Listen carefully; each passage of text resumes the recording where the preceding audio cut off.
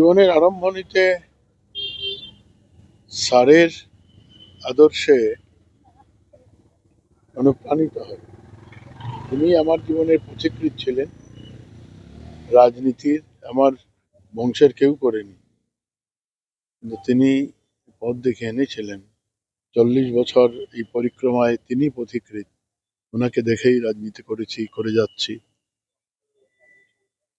এটা রাজনৈতিকভাবে তো তিনি ছিলেনই, তারপরেও ব্যক্তি জীবনে পিতৃমাতৃকে হারিয়েছি, মনে হচ্ছে সব শূন্য হয়ে গেল। তারপর আবার মনে হচ্ছে স্যার তো আছেন, এক অভিভাবক আছেন। আজকে ওনাকেও হারালাম।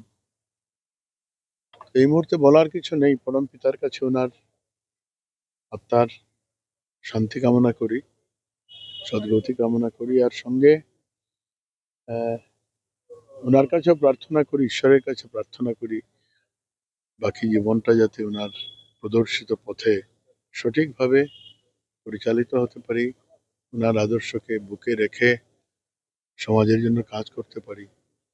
এই আশীর্বাদ যাতে তিনি প্রদান করেন।